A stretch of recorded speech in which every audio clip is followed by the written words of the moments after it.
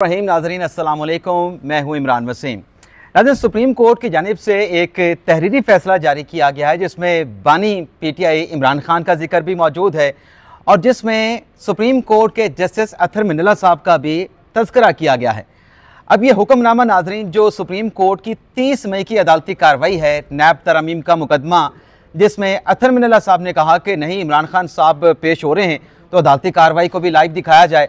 और फिर इसमें जब इमरान खान साहब को एड्रेस करने का मौका मिला तो खान साहब ने बात की। खान साहब ने कहा कि मैं इस केस में आधा घंटा दलाइल दूंगा, लेकिन मुझे वकला से मिलने नहीं दिया जाता और मुझे इस केस का रिकॉर्ड भी फराहम नहीं किया गया। अब 30 मई की अदालती कार्रवाई का ये हुक्मनामा नाजरीन जारी किया गया है। बड़ा ही दिलचस्प है।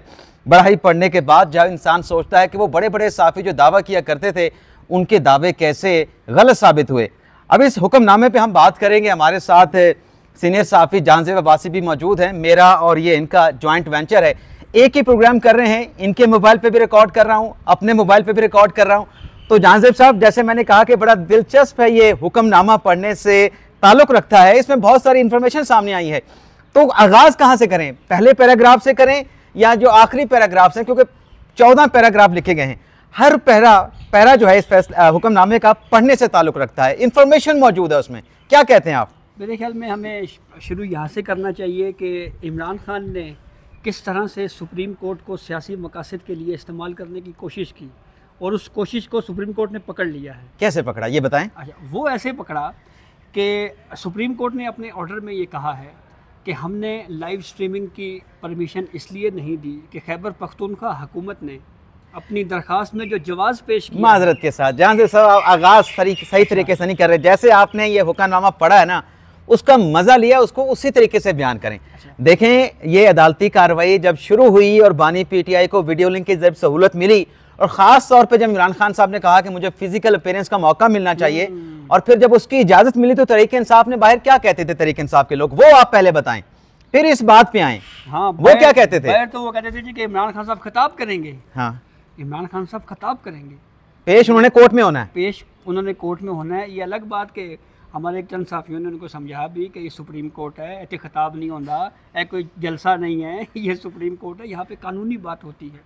तो उन्होंने बहरहाल इमरान खान ने जो है वो पॉलिटिक्स इस पे की है, सोशल मीडिया पे वायरल किया गया इस बात को, इस बात को वायरल किया गया। तो वापस आते हैं ऑर्डर के ऊपर। ऑर्डर पे आ जाए। अच्छा जी, तो खैबर पख्तूनख्वा हुकूमत ने जो लाइव स्ट्रीमिंग की दरख्वास्त दी थी ना, उसमें जवाब ये दिया था कि दीगर केसेस में आप उसकी लाइव स्ट्रीमिंग दिखा रहे हैं, इस केस को नहीं दिखा रहे, तो ये डिस्क्रिमिनेशन है, यानी ये हमारे साथ इम्तियाजी सलूक किया जा रहा है खैबर पख्तूनख्वा के सूबे के साथ। हाँ, जहाँ खान साहब की हुकूमत है। हाँ जी, हाँ जी, तो फिर इसका जवाब भी तो बड़ा ज़बरदस्त आया ना। इसका जवाब फिर सुप्रीम कोर्ट ने जवाब बताएं। अपने ऑर्डर में, अपने हुक्मनामे में ये कहा है कि इमरान खान साहब जो हैं वो सियासी मकासद के लिए सुप्रीम कोर्ट को इसलिए इस्तेमाल करना चाहते थे कि जब 30 मई को उनको एड्रेस करने की बात, उनको मौका दिया गया, तो उन्होंने एक तो कहा जी कि जुडिशल कमीशन तश्कील देने के मामले के ऊपर जो 8 फरवरी के इंतखाबात के मामले के ऊपर मेरी दरख्वास्त है उसको समाअत के लिए मुकर्रर करें, और दीगर और केसेस का भी हवाला दिया। वो केसेस जो हमारे सामने ही नहीं थे उसका तज़किरा इमरान खान साहब ने किया, और ये हमारा जो एक एप्रीहेंशन थी, जो हमारा अंदेशा था, वो दुरुस्त साबित हुआ। अंदेशा क्या था? यही अंदेशा था कि इमरान खान सियासी मकासद के लिए सुप्रीम कोर्ट के प्लेटफॉर्म को इस्तेमाल करना चाहते हैं। और ये बात हम पहले भी कर चुके हैं कि इमरान खान का इस केस में ज़ाती हैसियत में पेश होना या वीडियो लिंक की सर्विस प्रोवाइड करने का मकसद सिर्फ ये है कि वो माजी के हिले हुए हैं।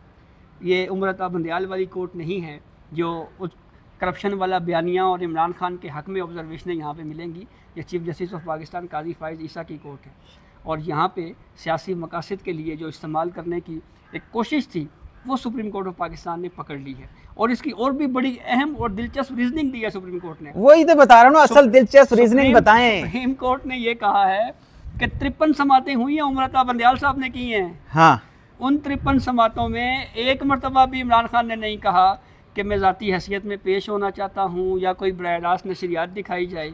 तो ये अचानक ही इमरान खान साहब को ये क्यों ख्याल आया? तो ये भी तो कहा गया ना कि वहाँ तो ख्वाजा हारिस साहब की खिदमात हासिल की गई, पूरी लीगल टीम रखी गई। यहाँ पे इमरान खान साहब कहते हैं कि मैं ज़ाती हैसियत में पेश होना चाहता हूँ।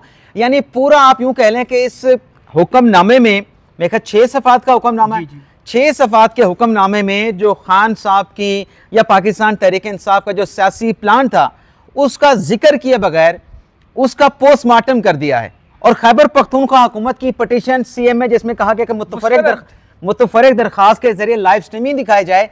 खैबर पख्तूनख्वा हुकूमत का इस केस में क्या दिलचस्पी है, क्या इंटरेस्ट है, उसका भी जिक्र किया। तो आप खैबर पख्तूनख्वा हुकूमत की का जिक्र नहीं कर रहे, वो भी करें ना। थोड़ा सा आप बताएं और फिर उसके बाद मैं आपको ये बताऊंगा कि ये लाइव ना दिखाने की एक गलती सुप्रीम कोर्ट के अंदर की कुछ जजेस की भी है। और किन जजेस की गलती है वो मैं बताऊंगा। पहले आप केपी के हवाले से जरा कमेंट करें। केपीके के हवाले से जानजेब साहब, जो आपने सवाल पूछा कि केपी हुकूमत ने यह पटिशन दायर की कि आप लाइव स्ट्रीमिंग करें, पहले तो मैं आपको बता दूं कि केपी हुकूमत का आइडिया था ही नहीं कि हम ये पटिशन सुप्रीम कोर्ट में दायर करेंगे, इंट्रा कोर्ट अपीलों में, और वहां पे दरखास्त करेंगे कि इस केस की लाइव स्ट्रीमिंग आप करें। ये आइडिया प्योरली पाकिस्तान तहरीक इंसाफ के एक ऐसे वकील रहनुमा का था जिसका हुकूमत के साथ कोई ताल्लुक नहीं, केपी की हुकूमत के साथ कोई ताल्लुक नहीं। उसने सजेशन दिया और इधर से खैबर पख्तूनख्वा हुकूमत ने ये लाइव स्ट्रीमिंग की एप्लीकेशन सुप्रीम कोर्ट में दायर कर दी। अब जिस रोज ये 30 मई को समाअत हुई तो सबसे पहले खैबर पख्तूनख्वा के एडवोकेट जनरल शाह फैसल साहब पेश हुए। उनकी तरफ से कहा गया, पूछा काजी साहब ने भी, क्यों, आप किस लिए, ये तो मखदूम अली खान साहब ने दलाइल देने। उन्होंने कहा नहीं, एक पब्लिक इंटरेस्ट का इशू आपके सामने हमने रेज करना है। केपी हुकूमत फरीक ही नहीं है। यही तो कोर्ट के फैसले में बात की गई है कि जब नाज़रीन सुने, बड़ी दिलचस्प बात है, फैसले में लिखा गया है और ये अक्सरियती जज साहबान का फैसला है और इससे अतर मिनल्ला साहब ने इख्तलाफ किया है। फैसले में लिखा गया है कि जब इमरान खान साहब नैब तरमीम के फैसले के खिलाफ पटिशन सुप्रीम कोर्ट में लेके आए, उस पटिशन में खैबर पख्तूनख्वा हुकूमत को फरीक नहीं बनाया गया था। और जब खैबर पख्तूनख्वा हुकूमत को फरीक नहीं बनाया गया और 53 समातें जैसे बंदियाल साहब ने की, उस पूरी हेयरिंग के दौरान किसी मौके पर इमरान खान साहब ने नहीं कहा कि मैंने तो खैबर पख्तूनख्वा हुकूमत को फरीक नहीं बनाया, चलें अदालत फरीक बना ले, या खैबर पख्तूनख्वा हुकूमत भी नहीं आई कि हमें इस केस में फरीक बना लें, तो वो तो इस केस में प्रॉपर पार्टी है नहीं। तो खैबर पख्तूनख्वा हुकूमत का ये दरखास्त लेके ना अदालत ने क्या कहा है, अदालत ने कहा है एक तो उनकी दरखास्त जो है वो बिला जवाज है, मेरिट पे नहीं है, नाकाबिले समात है। लेकिन आगे चल के जो बात की गई है ना, जो अतर मिनल्ला साहब ने जो रिमार्क्स दिए थे आखिरी समात पे, जानजेब अब्बासी साहब, जो वजीर आजम शहबाज शरीफ ने कहा कि अदलिया की काली भेड़ों का उन्होंने जिक्र किया, उस पर कुछ रिमार्क्स भी आए। मंदुखेल साहब भी बरहम उस दिन दिखाई दिए, अतर मिनल्ला साहब भी बरहम दिखाई दिए, और अटॉर्नी जनरल ने उसका जवाब भी दिया कि वो आप जज साहबान से मुतल्लिक नहीं था। लेकिन फिर जाते जाते अतर मिनल्ला साहब ने अटॉर्नी जनरल से कहा कि वजीर आजम से कह दें कि हम काली भेड़े नहीं, अदलिया में काली भेड़े नहीं, हम ब्लैक बम्बल बी हैं, यानी काले भूंड हैं। तो उस पर अतर मिनल्ला साहब ने यह भी कहा था, क्योंकि अतर मिनल्ला साहब के ये भी रिमार्क्स थे कि ये लाइव स्ट्रीमिंग होनी चाहिए। काजी फायसा का कहना था कि ये अवामी मफाद का केस नहीं, सही। अतर मिनल्ला ने कहा कि नहीं, ये अवामी मफाद का केस है तो लाइव स्ट्रीमिंग होनी चाहिए। तो फिर वक्फा हुआ था, सही। वक्फे के बाद फिर जो फैसला सुनाया गया था, अब उस फैसले के हवाले से जो अदालत ने बताया है कि ये क्यों लाइव स्ट्रीमिंग नहीं की गई, क्यों ये अवामी मफाद आमा का मुकदमा नहीं, जो आप छुपा रहे थे कि इसमें 2 जजेस का भी जिक्र है। अब आप मुस्कुराए नहीं जानजेब अब्बासी साहब, उन 2 जजेस का बताएं, उनका जिक्र क्यों किया गया जिसमें अतर मिनल्ला साहब भी हैं।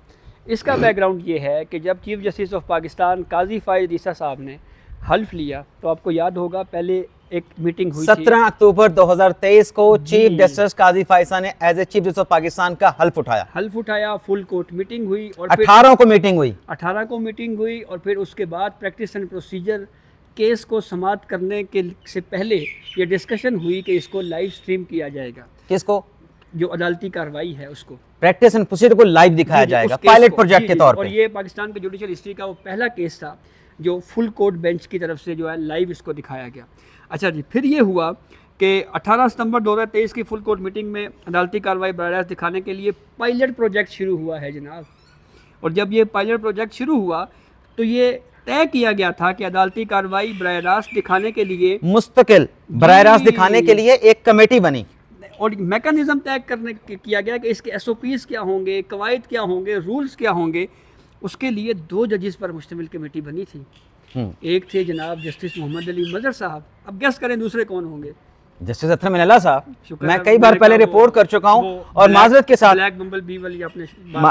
साथ माजरत के साथ ये जो मैंने अपने इंट्रो में अपने जानजेब अब्बासी साहब बात की कि जब ये केस इंट्रा कोर्ट अपीलों वाला आया और इस पर लाइव स्ट्रीमिंग नहीं हो रही थी, बहुत सारे दोस्त कह रहे थे कि ये तो SOPs बन चुके हैं कि जो अवामी मफाद आमा के यहाँ मुकदमात होंगे उनकी लाइव स्ट्रीमिंग होगी।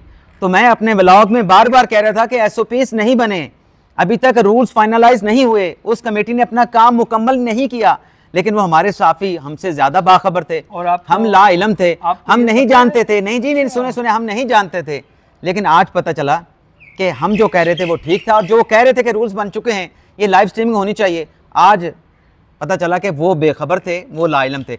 अब आप बताएं कि इसमें वो 2 जजेस का जिक्र क्या है और लाइव स्ट्रीमिंग क्यों नहीं हुआ इस केस की कार्रवाई। अच्छा, उससे पहले आप एक बहुत अहम पॉइंट भूल गए हैं। वो क्या?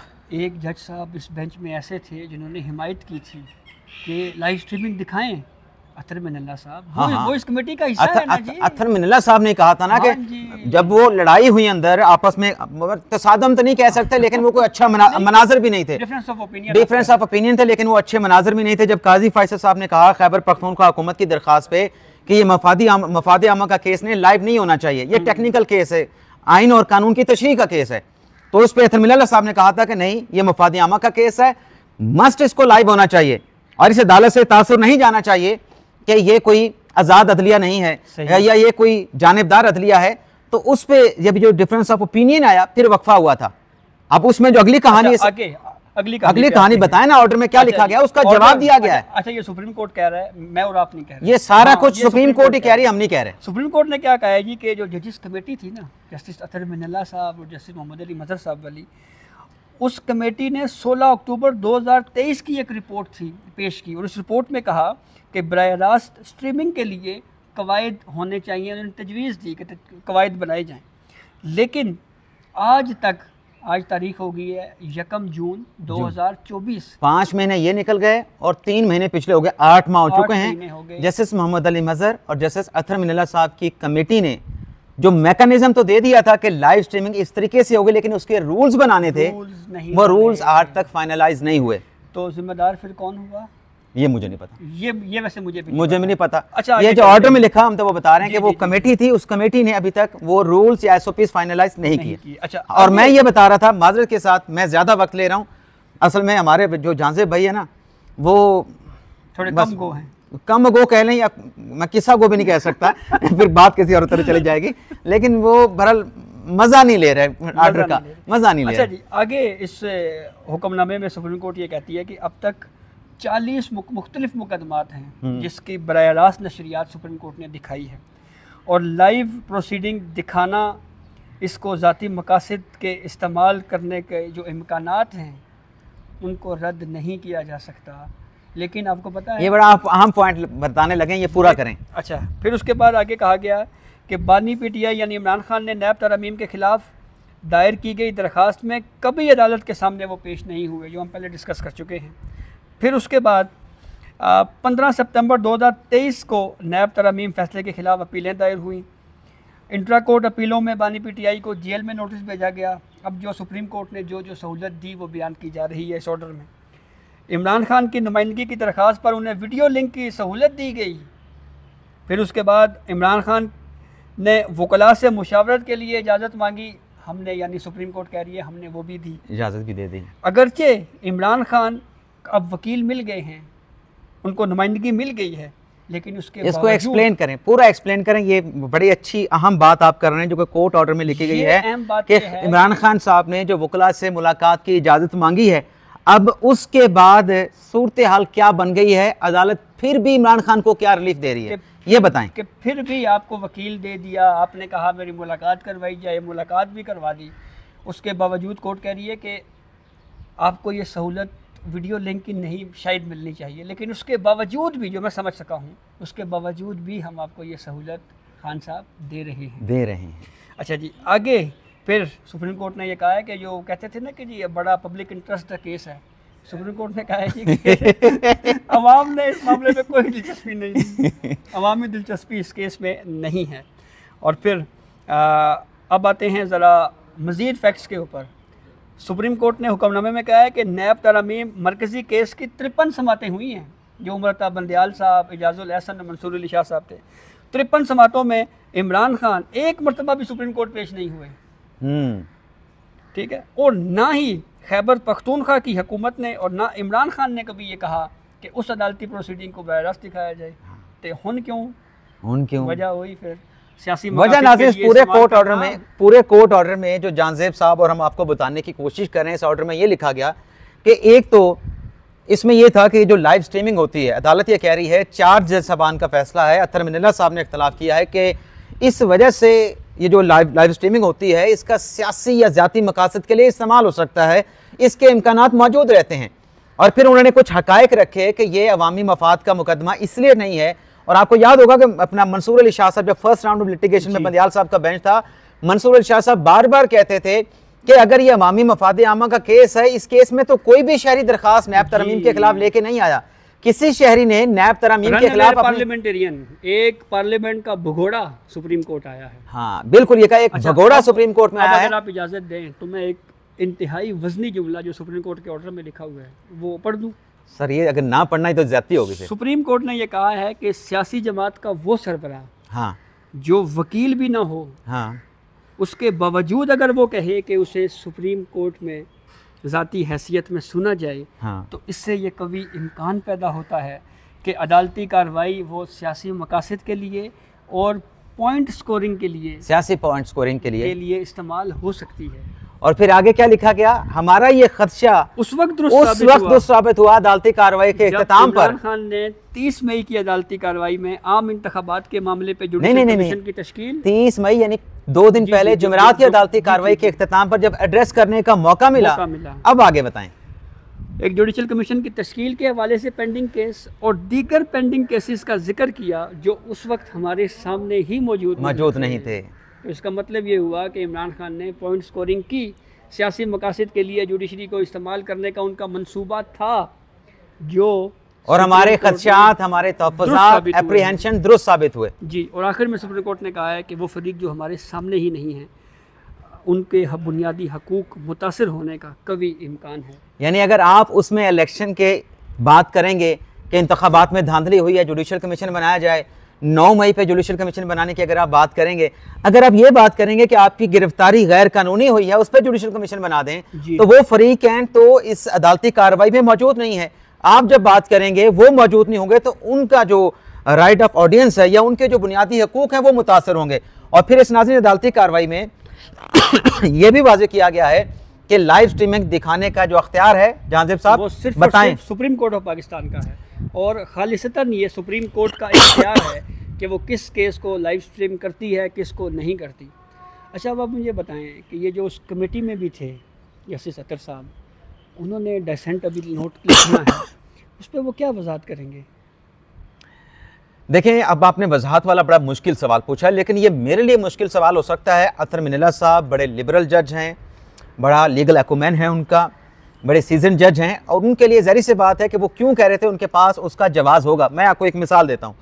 वो साइफर केस में इमरान खान साहब की ज़मानत यहाँ पे आई थी। जी, आपको याद है ना कि ये जस्टिस तारिक मसूद साहब वाला बेंच था, उसमें मंसूर अली शाह साहब थे, उसमें अतर मिनल्ला साहब थे। उसमें जब खान साहब को साइफर केस में ज़मानत दी गई, उसमें फिर अतर मिनल्ला साहब ने अपना नोट लिखा और वो नोट उसी दिन सामने आ गया।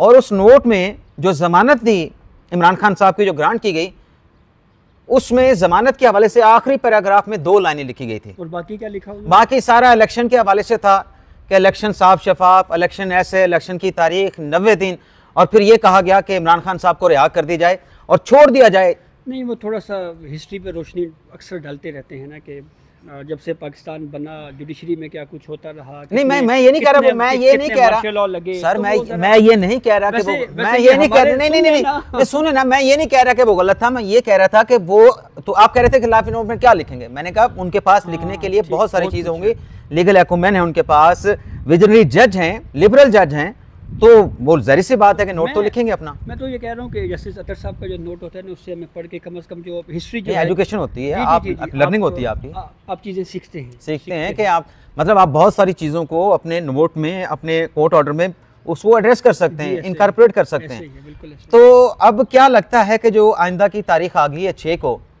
खान साहब को दोबारा बात करने का मौका मिलेगा? मेरे ख्याल में ये ऑर्डर अगर खान साहब पढ़ लें ना, तो उनको खुद ही चाहिए कि वो अब कोर्ट को एड्रेस ना करें, ये उनके लिए बेहतर है। ये मेरा कमेंट है।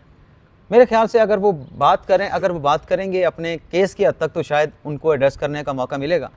और फिर अगर ऐसी कोई गलती इमरान खान साहब ने की कि केस आपका कुछ और है, बात आप कुछ करें, तो मेरे ख्याल से फिर ख्वाजा हारिस साहब बतौर वकील उनकी तरफ से पेश होंगे, मुलाकात भी उनकी अगले हफ्ते हो जाएगी, तो फिर खान साहब को ये मौका नहीं मिलेगा। हालांकि अदालत ने आज भी ग्रेस दिखाई है कि गो के उन्होंने जो एप्रीहेंशन थी वो दुरुस्त साबित हुई, लेकिन फिर भी हम उनको वीडियो लिंक की सहूलत जारी रखेंगे। बिल्कुल ऐसे। तो क्या चाहते हैं फिर आपसे इजाज़त ले लें और नाजरीन से भी इजाज़त लें और मैं आपसे इजाज़त लेता हूँ और हम दोनों मिलकर नाजरीन से इजाज़त लेते हैं। हैं। अल्लाह हाफिज़ नाजरीन।